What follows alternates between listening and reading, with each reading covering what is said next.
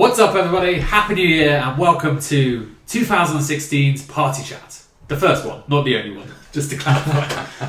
I am your host, Matt, and alongside me, as always, is Dan, and also sometimes Ashley. Gents? Most of the time. Most of the time. Apart from that, 85% of the time. Yeah. when you decide to go and have your 1 week of the year drinking. Yes. Basically what Ash does, most normal people will have a couple of drinks every week. And what Ash does is he just drinks his whole year's worth of alcohol in one evening and then regrets it. But it's not condensed to, just 2 hours of drinking. It suffers for 3 days. He starts at 7, 8 in the evening? No. Lunchtime. Oh, lunchtime, yeah. And then you're still going 12 hours later. No. You basically almost did 24 hours. I nearly did, yeah. I went till 7 in the morning. Anyway, it was not nice. Wasn't nice. Party Chat is not an alcohol anonymous club. It is actually a weekly show that the three of us do where we get together for about 15-20 minutes and chat about video games. It can be any topic we want, whether it's relevant in the news or lists or pretty much anything. So if you like video game conversations, we also do news shows and news readings and let's plays. You can find out everything we do on our website, thegameinitiative.com. The link is down below. So for this week, the first one back, as we did last year when we launched Party Chat, which is now a year old, crazy, we did our best games of the year. So that's how we're going to kick off this show.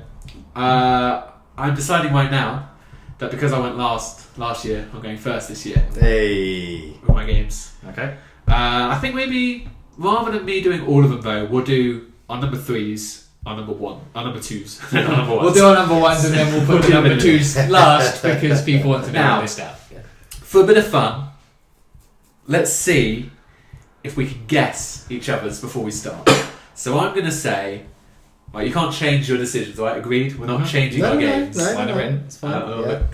But I'm saying that Ash's 3 are... What was my 3? Oh yeah. In reverse order. Battlefield Hardline, Mad Max, and Fallout 4. And I'm saying... You've got the same... I put exactly the same one. The third one I cheated by looking at trophies. Basically, it's whatever the percentage of most trophies are. That's how I got Mad Max when we were looking through the Oh, list already because had. I had Battlefield and I had Fallout and I was like, there's something else that he spent a chunk of time on. Yeah. And I can't think of what. Mad Max, yeah. And then for Dan, I struggled with the third one. I was trying to think of, because I think the top 2, well, I'm going to go, right, number 1 is The Witcher and number 2 is Syndicate. But number 3 I struggled with because you played a few games, but those are the 2 that Witcher mainly is the one that you've enjoyed the most, I think, this year. Yeah. But I went with Game of Thrones, Telltale, number 3. Now I might be wrong, but... So, who wants... Ash, what are your predictions? For you, I've gone with, in third place, Rocket League. Okay. Second, Life is Strange, and first, Metal Gear Solid. Okay. But I wasn't sure about Metal Gear Solid and Life is Strange. I thought Life is Strange could possibly be the best game for you because you go on about it all the time. Okay. Dan? Okay. What do you think? I'm glad you said You need to spin it down. Oh yeah, and Dan. I couldn't really get a third game. Certainly probably Assassin's Creed and Witcher are probably in the top 3 there, but I just couldn't think of what. So you're going blank. You didn't have a third one. I didn't have a third one. Okay, so you got that one wrong. And then Dan? Right. Well, obviously said for You Ash. said for already. Ash to say.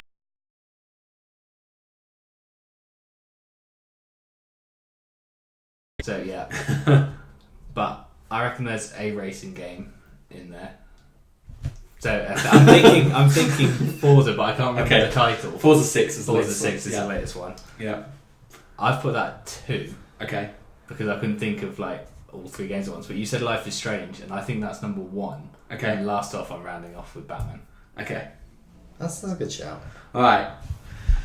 I'm going to tell you right now, that between the 2 of you, you got 0 out of 6. None of those games are on my top 3. Wow. You'll find out what they Okay. are.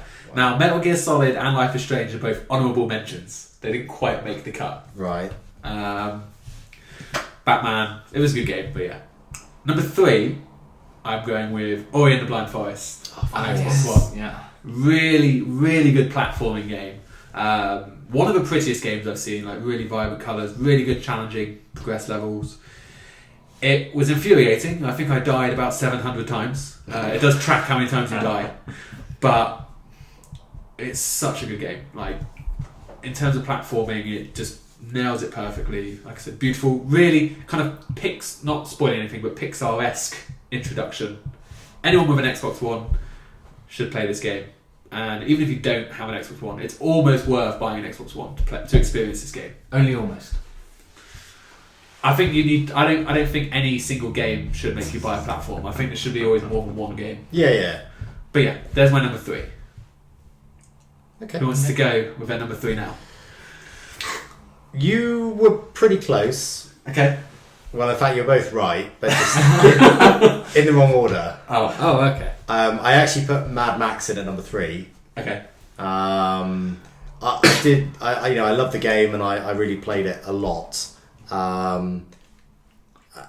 There's not really a lot more I can say about it. I did love the game. We've talked about it a lot, haven't we? We have. I think the only thing that towards the end got a bit frustrating is it just felt a little bit sort of samey after a while. But it took a long time to get there and get that feel. But I like the world, I like the enemies, the vehicles, the characters. It was all very good. I enjoyed that game. For something that it's supposed to look so empty, it does look. Because I've seen like a lot of videos of it. It looks really pretty, even though it's It's just a wasteland. Really, yeah. It's a pretty good looking wasteland. Yeah, it's good, and I think it really it works well. If you know the story of Mad Max, if you've seen the films, then okay, maybe not so much the new one, but the original Mel Gibson films. Then you can really relate to that, and I think it ties up very well with that. Mm-hmm. Dan, what's in a number 3? Well, I know you both struggled to think of the third one.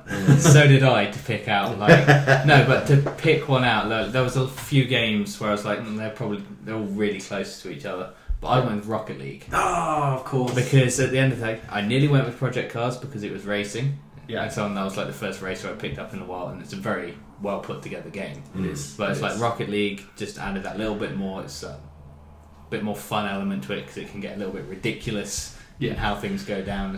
It's something that's very quick and fast paced in terms of you need to kill 10 minutes. That's what a game, 2 games, depending on whether they're close at the end, kind of thing. Yeah. And it's just something a little different that came out of nowhere. And I think that's probably what helped it that little bit more. It had nothing else behind it pushing it. Was it a PlayStation Plus game, wasn't it? It was, yeah. Well, that's how it got into so many hands, and then people kept buying it because they realised, well, not the same people, but other people bought it because that was like Trials. So good. Trials was the same. Yeah, it's basically it. It was just like it came out of nowhere, and that's really a good. game that I'm still keeping on my PS4, even though I've good other things out. Yeah. Good fun. Okay, number 2. Like I said, you are both wrong in every shape and form. This was a tough one of between first and second because I both enjoyed them extremely. But number 2 was Rise of the Tomb Raider. Now, this game obviously didn't sell that well. It kind of got destroyed by the beast that is Fallout 4. But all of its critical reception is really justified. It builds on the first Tomb Raider pretty much in every way. Yeah, it does. You care about the characters other than Lara for once. Like in the first game, everyone else was just like a shell of a body, weren't they? As far as I was concerned, in the first one, they could all have been eaten or frozen to death, and it really wouldn't have mattered. You didn't really get to know them, did you? I would agree with what you just said about how it follows on nicely from the first game. I think if you've played the first game, it really does feel like an extension. I've seen some opening stuff of it, and I've gone, oh yeah, he was in the first one, and it's like instantly, it's like okay, so it's carrying on, it's properly connected, and the game looks amazing as well. I've only just started playing it over the last few weeks. I did think Tomb Raider, but then I was like, has he played enough of it yet? I played like 40 hours. No, but I didn't know how far in you were, so I was like, I put it to the side because I didn't know if you got far enough to consider it. It is a good game, and I think had I played it on release, it probably would have made my top 3.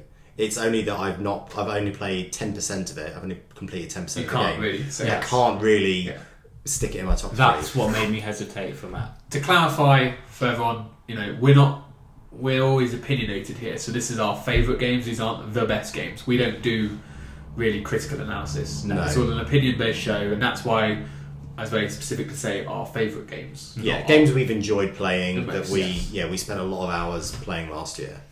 So yeah, really, really good. It's got that thing of you get to a new area and then the main mission's over there, but then there's all these little mini things you got to collect all these things, and then it's like you spend like 2 hours. It's like, okay, I'm now ready to finally go and do that mission that's been there. I mean, you obviously like you know the gaming motion from Assassin's Creed. It's like I've just played this game for 7 hours and I've done 2 main story missions. Yeah, and it's just it has that. It is. That kind of teeth into it. The ending of the story is very cliche, but I just really hope that the sales haven't hurt them too much and that we're still going to see more games, because people need to play this. And I think they were hoping it was going to sell Xboxes, and I think it's good enough to sell Xboxes. Again, not on its own, but with other games. It's a one to push you. It's worth playing now and not waiting a whole year to play it. That's how good it is. I would agree. Number 2 for you, then, Ash. So Battlefield Hardline was just an amazing game for me this year. I preferred it to the other Battlefield games. I think the story was good, that the characters were really good. You really got to feel the sort of story part of this game. But then just everything about the look of the map and where you had to go and the way it flowed, I thought it was brilliant. I sunk a lot of hours into the game. Not the longest story in the world, and you probably could get through it quite quickly. But again, it's a game easily platinumable as well. It's always nice when we get a game, a shooter that's brings something more refreshing. We expect the multiplayer. We know the multiplayer is going to be good, and it is. Obviously, it's got that nice twist to cops and robbers. But from what I've heard, not just from you, but from other people, is that it is actually one of the better campaigns. Yeah, it was. When you compare it to, say, Call of Duty or previous Battlefields. I think that's the problem. I mean, Call of Duty sort of improved a little bit with the Advanced Warfare, in my opinion, because it just added a bit more of a story you could really get to grips with. 2 friends, one died, etc., and the way it goes. You didn't say when in the story. But it's before the story even starts. But now you spoiled it. but yeah, with Battlefield again, I like to have a shooter, but you need just a bit more to it than just a shooter. It has to be a reason for being in that situation, and why are you firing your gun, why are you shooting these people, and know a bit more about the background. And Battlefield did that well. Dan, what's your number 2 then? I think you've both you've both guessed it. I can't remember whether you said it in this one, but it's Assassin's Creed Syndicate. I put that at number 2, yes. Yeah, because this one, yes, it was a massive improvement on the disappointment that was Unity anyway, but the overall gameplay was very much refreshed. Yeah. And so on, you've got your 2 characters you can jump through. It's in London during... London, yes. Like, it's a beautiful looking London as opposed to just a complete and utter tip that it could be. As opposed to what London actually looks like. But it's well designed, and so everything looks nice. Like whether you're up on the rooftops or down in the streets, there's still detail there. Yeah. And so the 2 characters are actually engaging for once. Yeah. Since, I say for once, for a long time. And I actually feel, maybe I'm being slightly overdramatic when I say this, but I think this game actually saved the franchise. Because I think if it had come out and been like Unity... it could actually have killed it off. Yeah. But the characters are there, the gameplay was there, the model is right in that particular game that they could do more on how they've got it. I would agree with you. I think it's really good fun. I only want it for Christmas, so I haven't quite completed it. I think I said in the Game of the Week show where I was... But I've probably sunk 30 hours into it so far. I've cleared all but one region now, and I've got a lot of side stuff still to do. I've completed the story side of it. Yeah. But I I've done that. I'll take a little break, and then I'm gonna want to go back and I want to hammer through all the stuff to do with Charles Darwin, Charles Dickens, all the crime. Yeah. And all of that. I want to finish it off completely. No spoilers for anyone that wants to play it, but have you experienced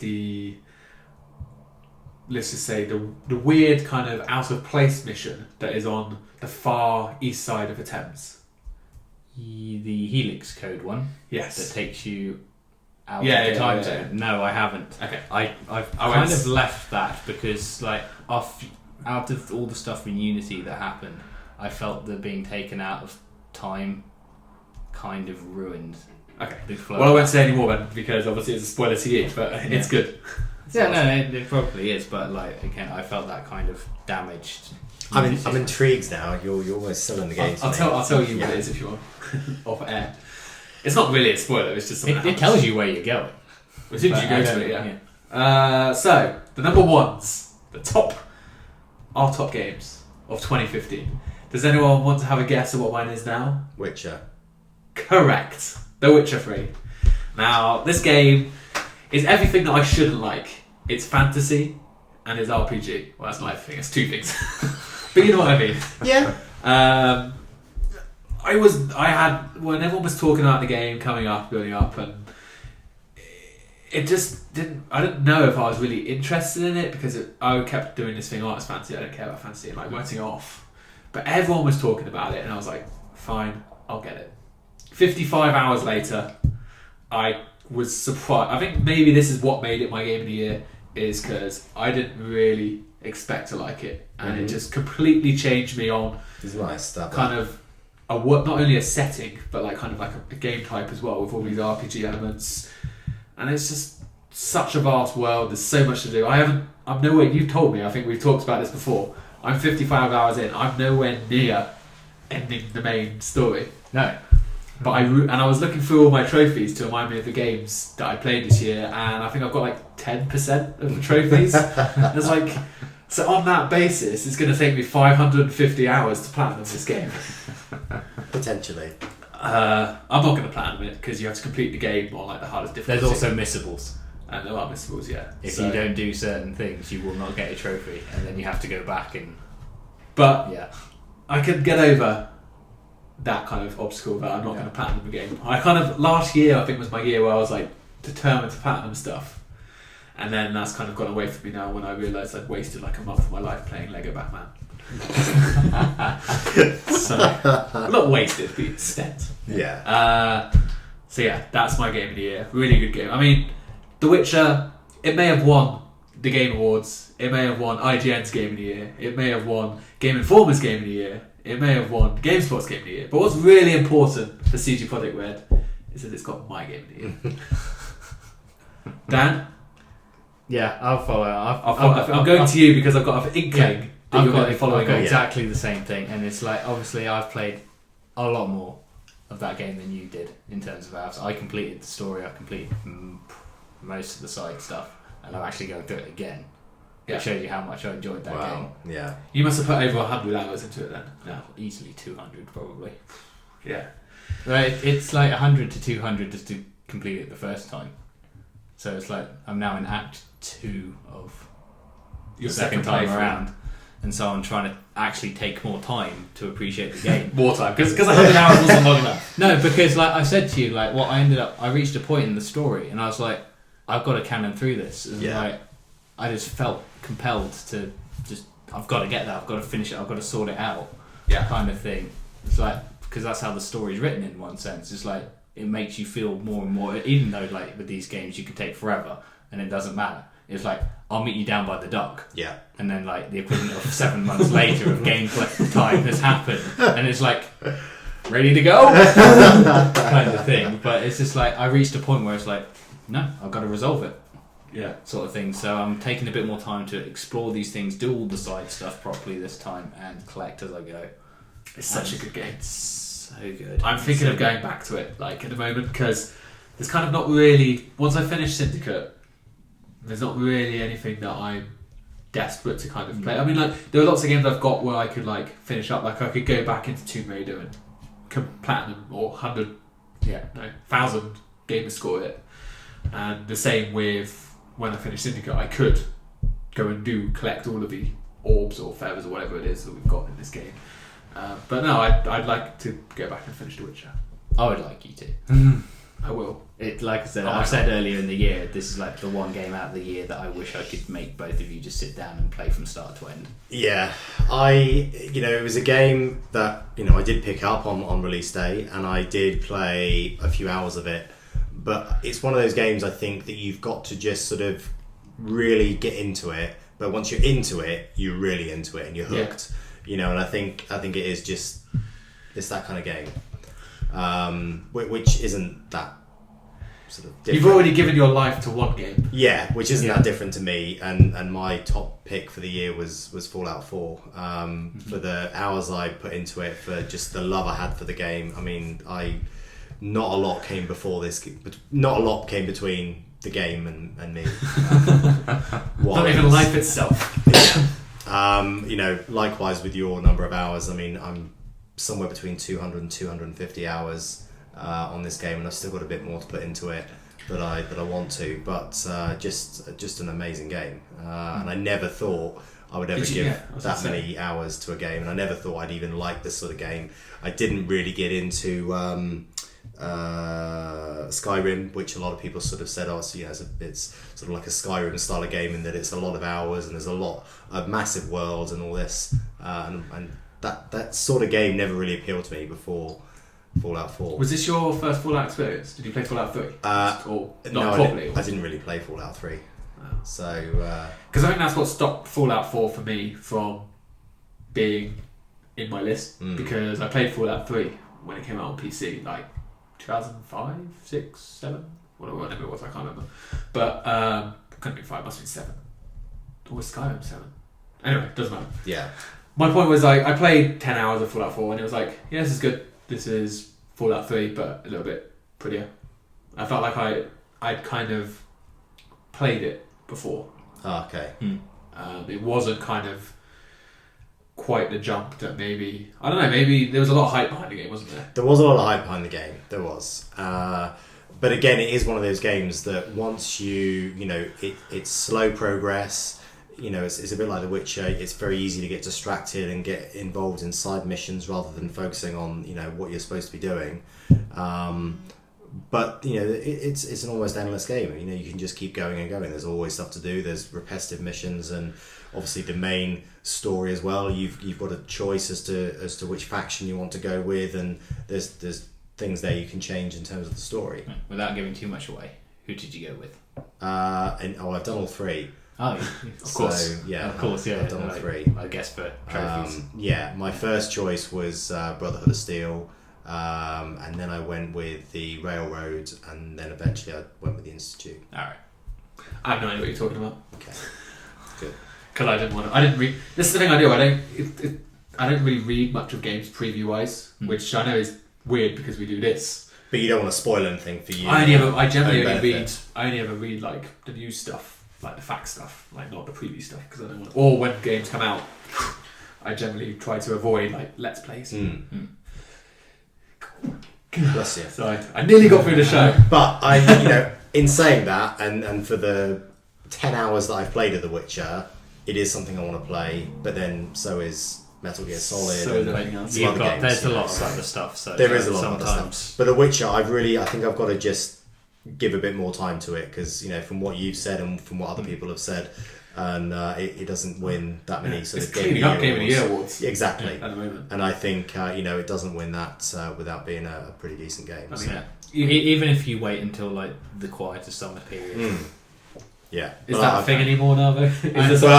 Well, it was, and then everything got shunted. So. Yeah, that's it. I mean, you've got to look at how many good games there were in 2015. Yeah. So you'd think that with these games that the Game of the Year awards would have been spread out, but I think which is up to counting us now, because I suppose de facto it becomes TGI's Game of the Year because it made the top of 2 of our lists. So and just missing out for me as well was Just Cause. I mean, I've sunk quite a few hours into that. I know it was a very late in the year release, December release, but again, I mean, had that released a bit earlier, then potentially that would have been. It's good fun. It's a good fun game. But it doesn't really come anywhere near. It's not the same kind of. It's not that sort of challenging sort of game. It's just a bit of fun.